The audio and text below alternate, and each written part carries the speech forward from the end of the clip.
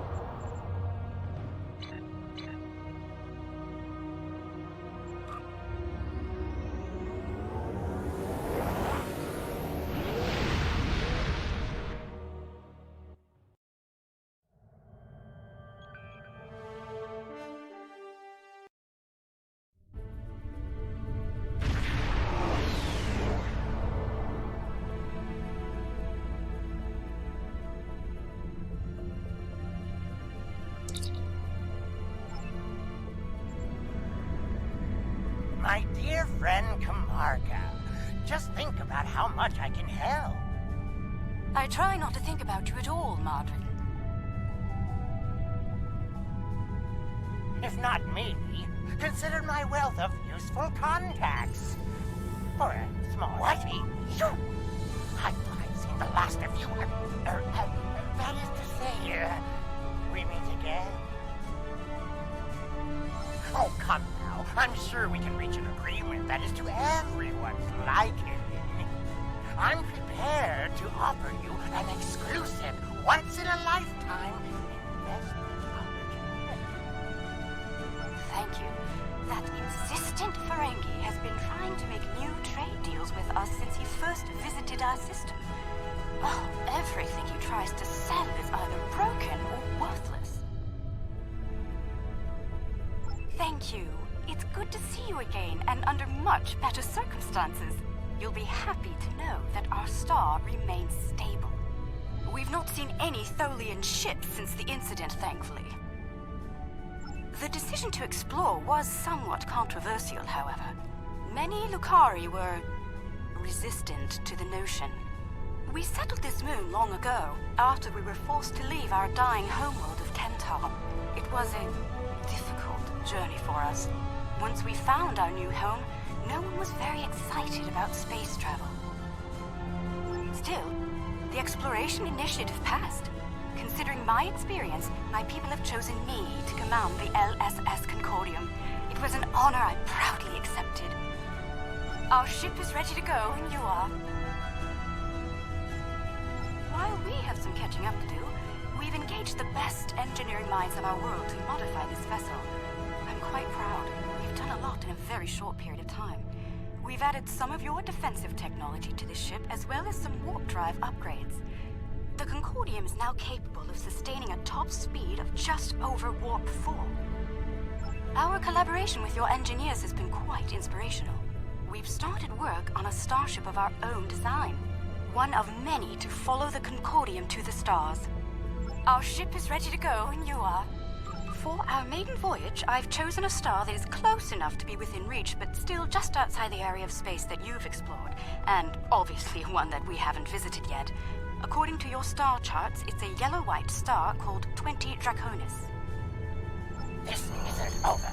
Believe me, the next deal we make will be on my terms.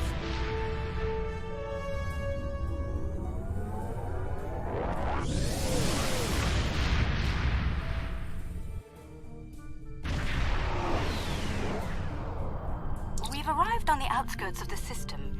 There's a large field of rocky debris and asteroids. We're picking up various metals and crystalline formations. Should we approach one of the larger asteroids and take some more readings?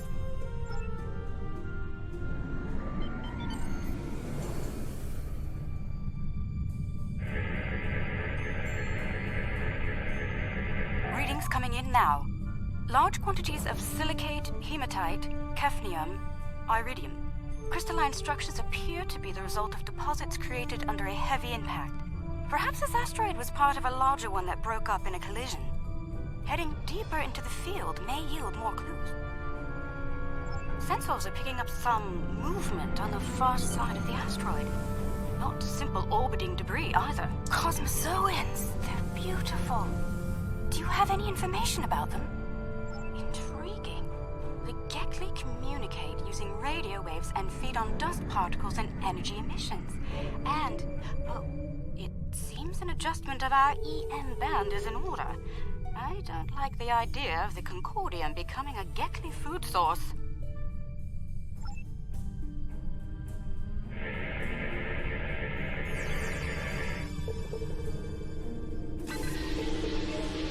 We've adjusted our power systems. I'd like to gather more data on the Gekli before we move on. Any suggestions? An excellent idea.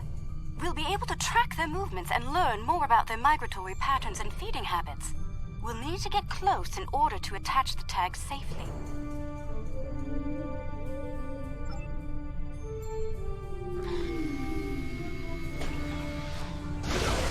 Data's coming in from the Gekli.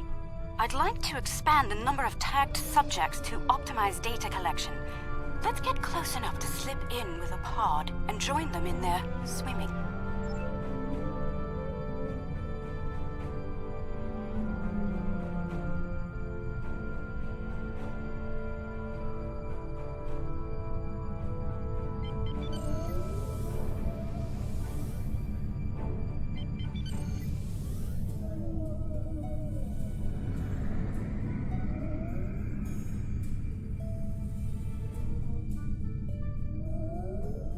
We're getting close-up readings from all of the creatures.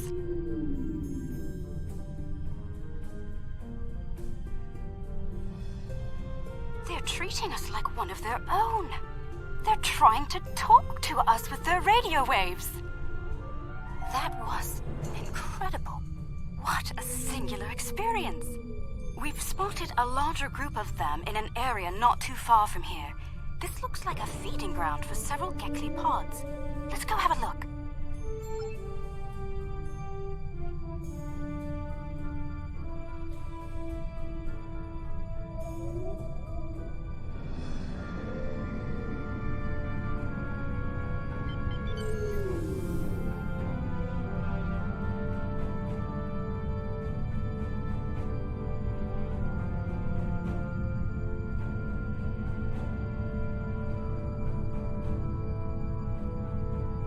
Signs that several Gekli pods frequent this area.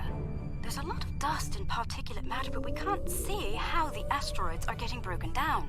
I think there's something we're not seeing on the visible spectrum. Your ship has a stronger deflector than ours. Can you emit a particle wave? We could use that to illuminate things that might be happening in different spectra.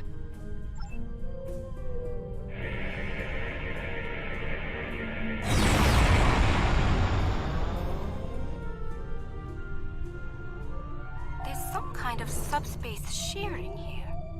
It's causing cosmic strings to snap off and break up the asteroids. That must be why the Gekli feed here. There's plenty of particulate matter for them to consume in the debris fields. I think we've collected some solid data here. We're ready to move on when you are.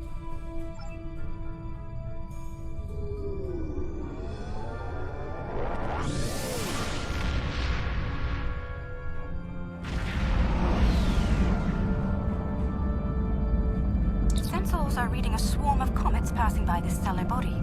They look to have an orbital period of about 173 of your standard years. I'd like to know if they came from outside of the system and were caught in its gravity, or if they originated here. Shall we take some scans? This comet is mostly ice and dust. There are indications that the cometary matter formed around a magnetic core. The other comets may be more interesting. Let's move to the other comets and study them closely.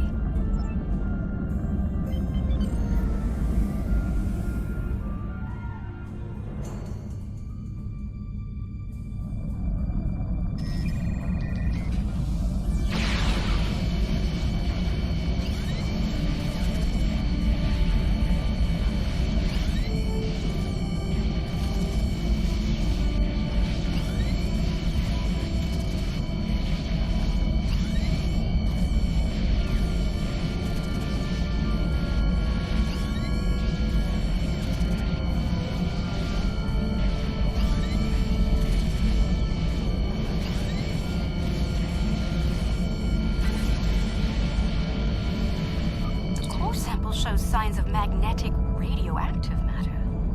This comet may have seen some interesting particle fields in its wandering.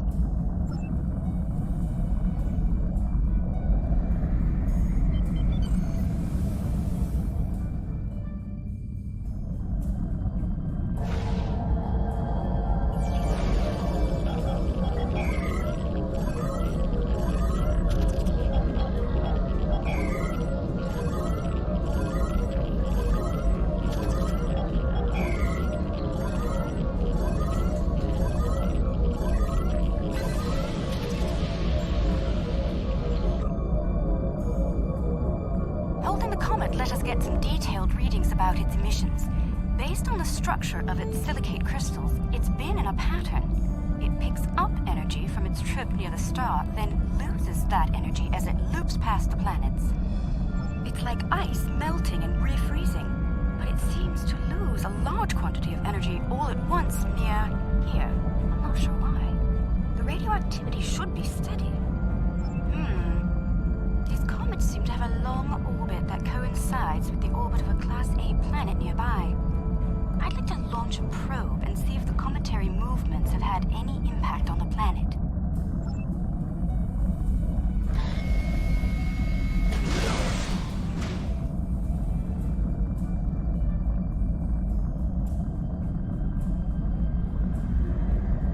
Probe data received. The planet is radiating a considerable amount of heat for its size. Nothing our shields can't handle, but I don't see any expeditions to its surface happening anytime soon. Curious. I'm picking up several large, moving sources of energy. Sensors indicate they're a life form of some kind. A cosmozoan, but not the Gekli. I'd like to study them if we can.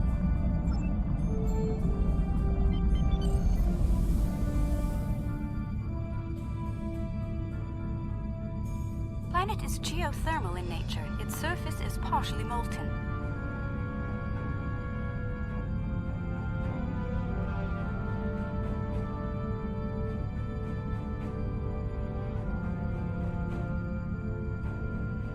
No life forms detected planetside. Then again, it is rather warm down there.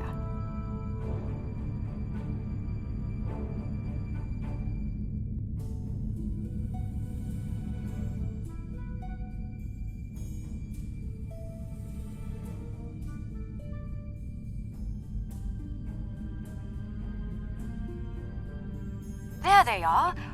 Magnificent, aren't they?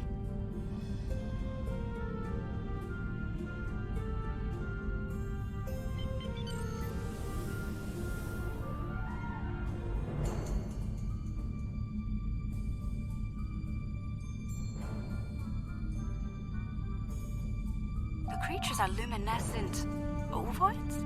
I'm not sure how to describe them. They remind me of an aquatic life form native to Lucari Prime. There are little ones huddling close to the planet's atmosphere.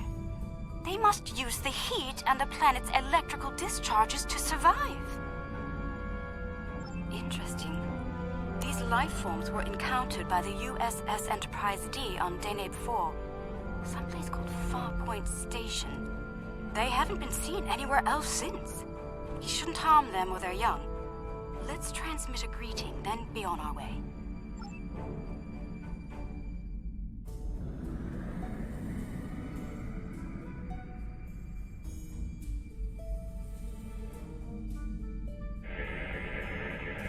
The color display must be a form of communication. I didn't realize that life forms could exist in this fashion, living off the heat of planets, feeding on the particles in space, absorbing radiation from the cosmos. There's so much to see. Let's head to the next planet in the system and see what's there.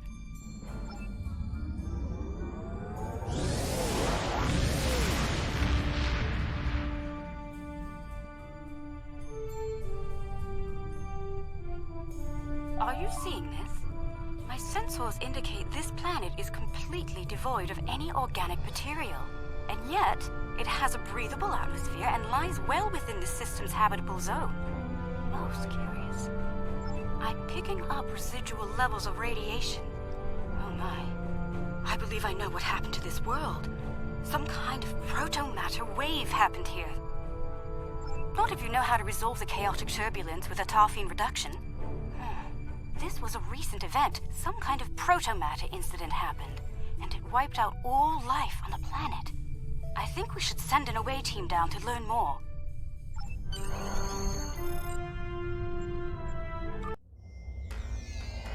Not sure I'll ever get used to transporters. Let's see. Initial scans suggest this area used to be inhabited, but I can't find a single trace of organic matter. None.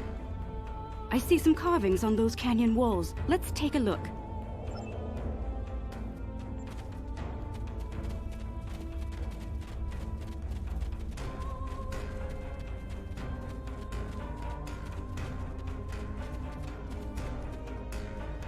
The walls of this canyon were worked by tools. I'm sure of it. Sentient life forms lived here. Until the proto-matter detonation. This pillar here, it seems to be a sign pointing to that canyon. Perhaps a pathway there leads to a settlement of some kind. I'm reading metallic objects there as well. Shall we take a look?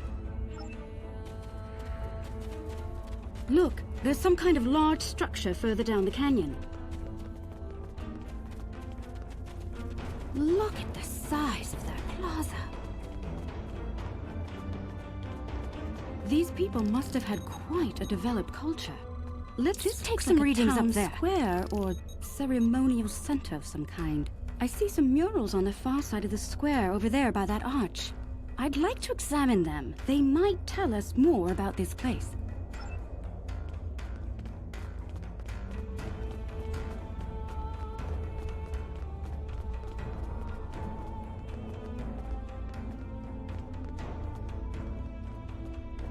These murals depict people bringing some objects to this place. Crystals or gems, I believe? They built their settlement around this site. I believe it was a place of great significance to them. The next mural may hold more clues for us. Let's have a look.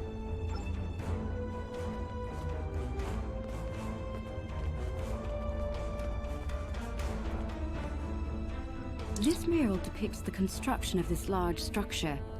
I suspect it was a temple or a place of contemplation for the people. The crystals were revered by the locals, perhaps even worshipped by them. We'd better have a look at the next mural, don't you think?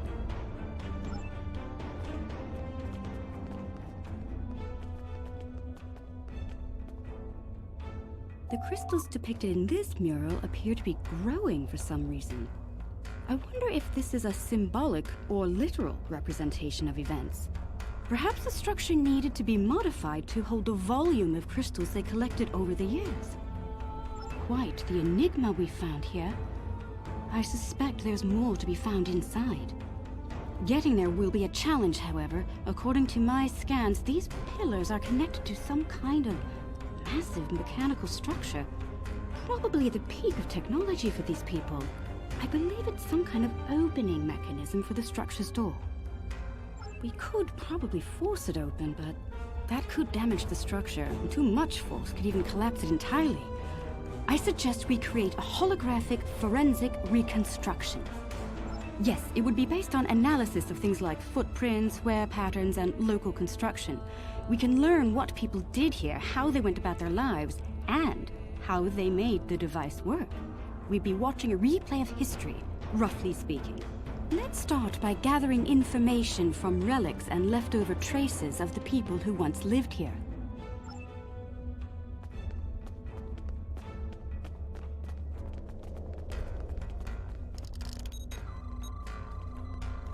These artifacts were used with opposable thumbs and indicate a likely handspan of 22 centimeters.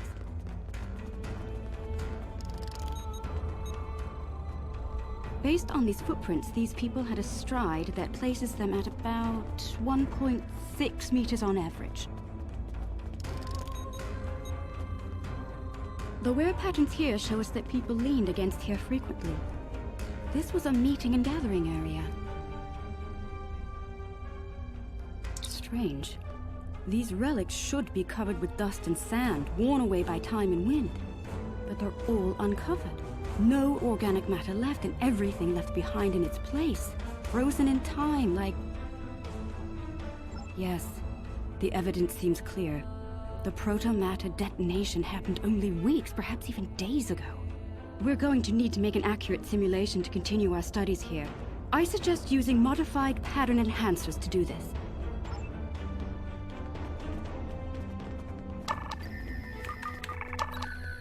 Enhancers online. The signal is strong and clear.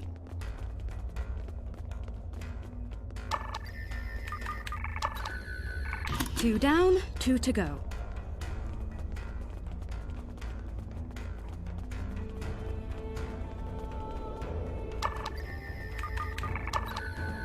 That's three. One more and we'll be ready.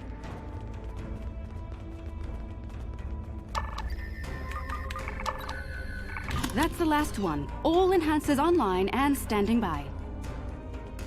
All right. The enhancers should give us a pretty good image range. Your tricorder can then act as the center of the network control for the enhancers. I can tie in my data to your tricorder whenever you're ready. Get a little close to the center of the square so we can see what happens.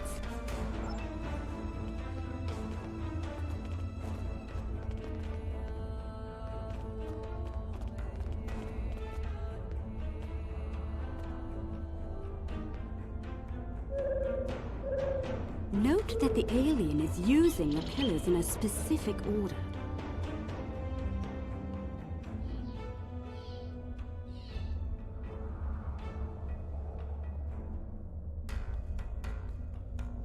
They're making the murals match up on each pillar.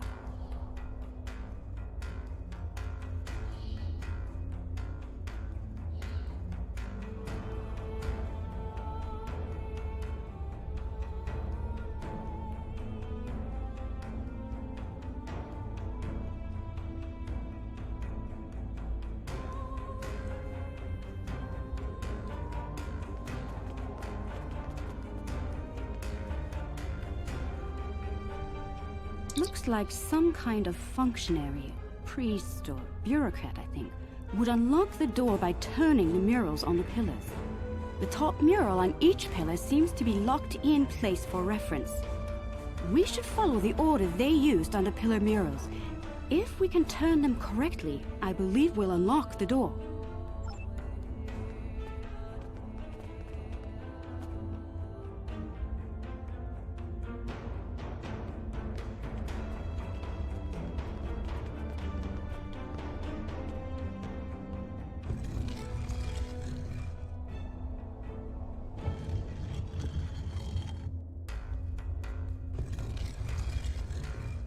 Can you hear that? That's the first pillar set in place.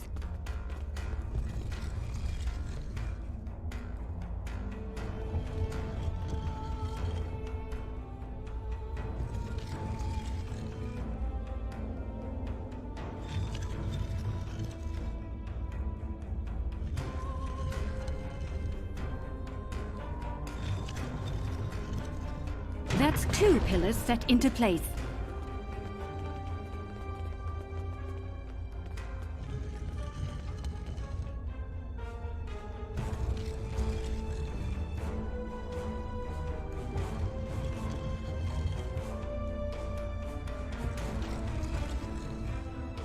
Three pillars are locked in now.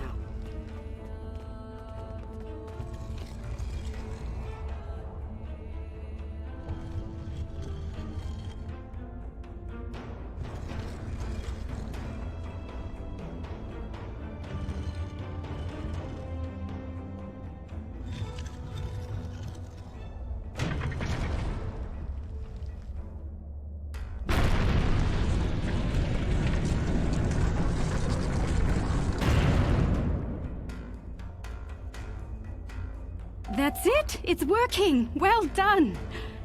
Shall we see what secrets this building holds? I think I see another mural inside the doorway. We should take a look at it.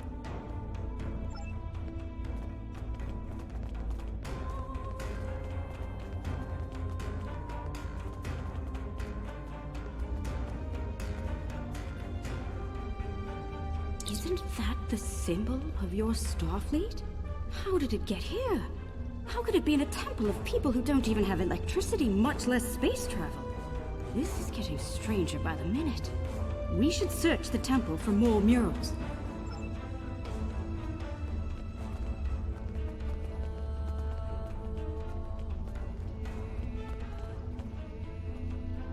Those people in the picture, they don't look like the others. What happened here? If Starfleet officers contacted this civilization in the past, why wouldn't you have a record of it?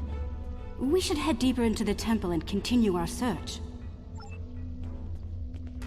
I think the panel on the wall here can be pushed to open something. Those inner doors across from the panel are opening.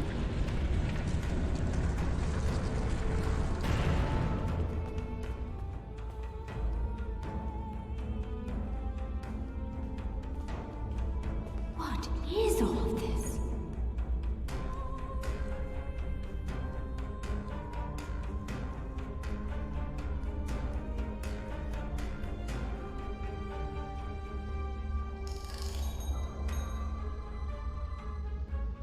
According to my tricorder, we've reached ground zero. This is where someone detonated the protomatter bomb. From here, a self-propagating cascade of proto-energy radiated outward in all directions, washing over the entire planet. Doubtful. I believe what did this was built specifically as a weapon. There's no new ecosystem. All life was eliminated. I'm picking up a residual energy signature here. Take a look. 16 centimeter wavelength with a slight kaon leak. I've seen this before. It's a byproduct of Zenkethi technology.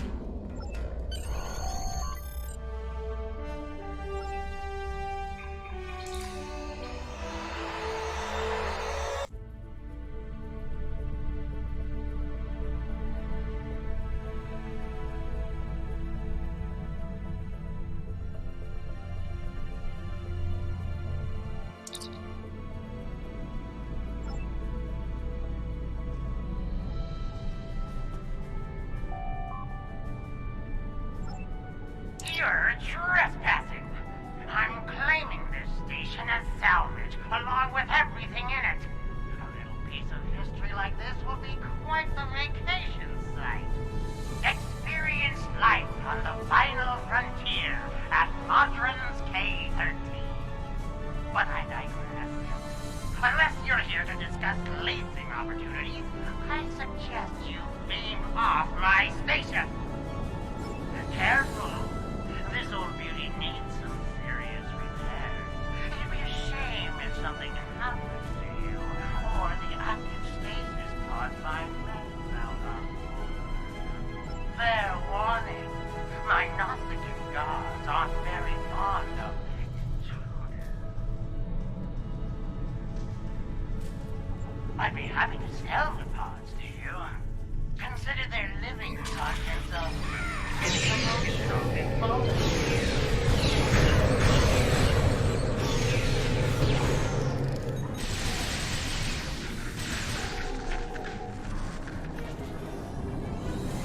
Chief Engineer's Log, March 18th, 1570. Had a discussion this morning with security about our Klingon prisoners in the brig. We can't just leave them locked up, or execute them, or exile them on the planet below. Setting them free isn't a popular notion either. We're still looking for options, but I think the stasis pods we have in medical will come in handy real soon.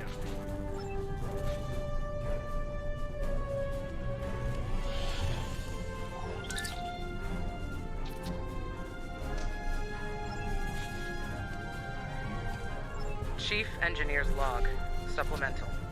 By my account, we've been hurled back in time to the 16th century. To make matters worse, we're a very long way from the Deneva system. None of our shuttles are warp capable. And even if we could get to Earth, we'd be in the wrong time. In short, we're stuck. There's nothing to do now but wait and try to conjure up a way to get back to the right time.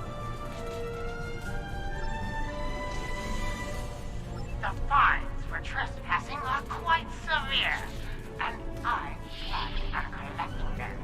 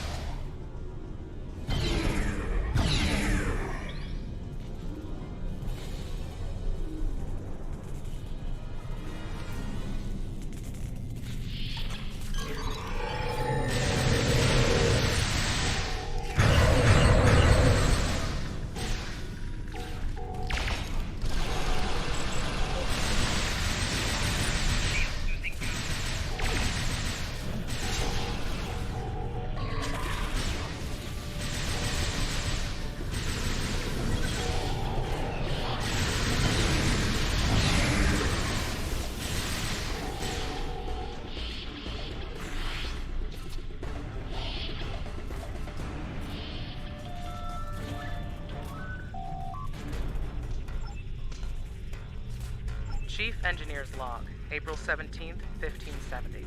Today we visited the planet we're calling Draconis 3 to collect supplies.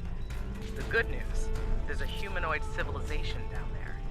The bad news, a potential Prime Directive violation. Our landing party was seen beaming in by some of the locals. We're hoping that doesn't impact their culture in any way. One thing's for sure, they can't help us go home. Their tech level is Bronze Age at best.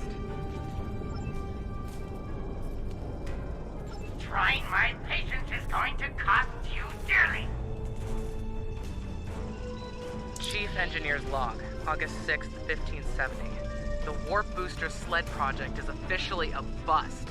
When we tried to spin up the coils, we couldn't get a stable warp field. Yashby and Arlington managed to shut it down and stop a breach, but the shuttle's impulse drive is shot. I hate giving up, but we just don't have the parts we need to make it work.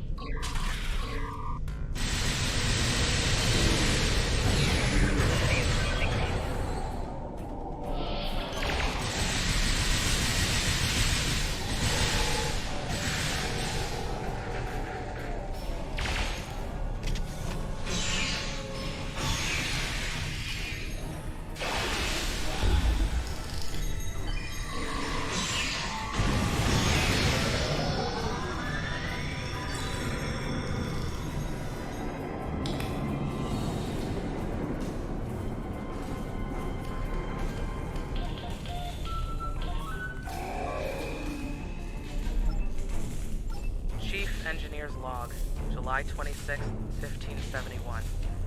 Most of us went into stasis this morning. There weren't enough pods for everyone. 3 of us had to stay awake. We drew lots. Tavon, Sheridan, and I were the lucky winners. Since we're out of options, we've decided to go native and live out our lives under Conus 3. Hopefully, one day our records will be found, and the people of Station K-13 will be remembered.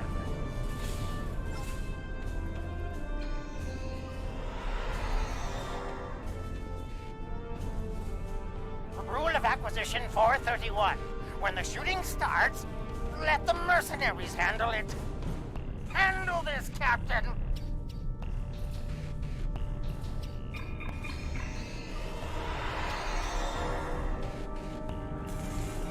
The crime is trespassing. The sentence is death.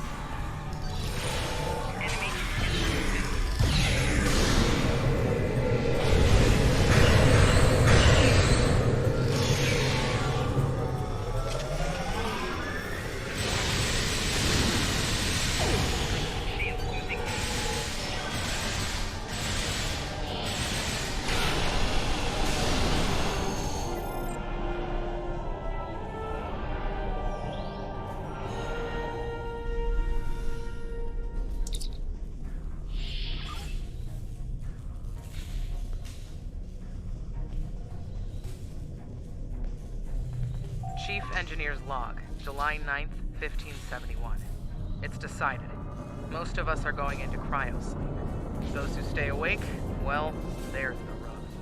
Going to live on a remote part of the planet below is likely, despite the Prime Directive issues.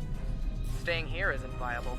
When the supplies are gone and the remaining power is in the stasis pods, anyone left is a goner. This station will be there too.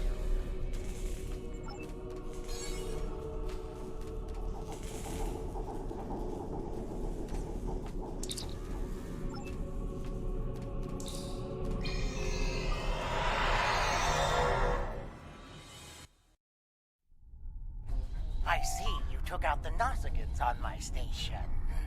I'll just add their fees to your tab. I do hope you're good for it. Otherwise, I might have to take possession of that pretty ship of yours. Come to think of it, I'll be taking your ship anyway. Whether you're alive or not when I do is up to you.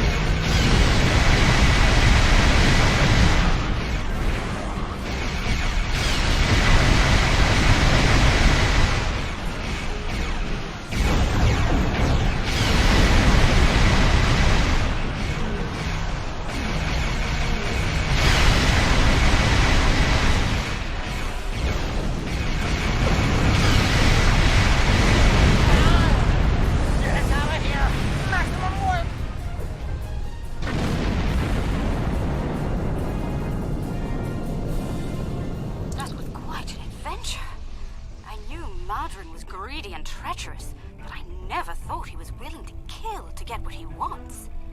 In spite of that, I feel like we've learned so much out here. And for the better. Indeed. I'd say our first flight was a success. Now we need to share our discoveries with everyone back home. I hope today's events will convince my people of the continued need to explore and to be part of the galactic community. With luck, we'll do this again sometime, and soon. On behalf of the Lucari people, thank you.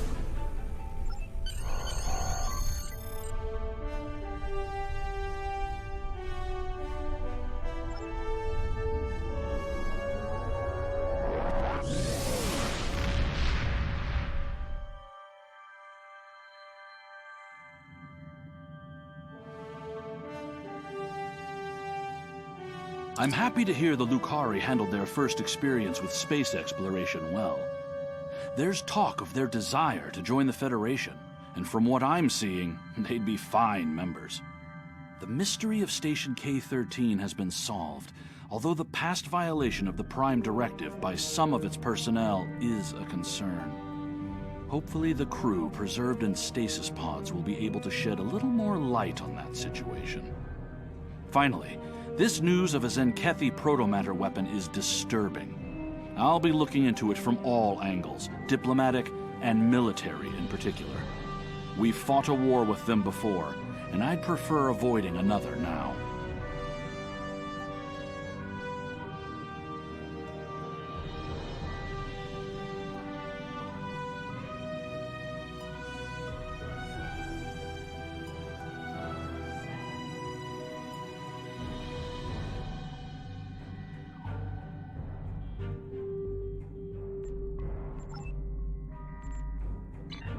The Lucari have discovered some unusual activity in an unexplored region of the Alpha Quadrant.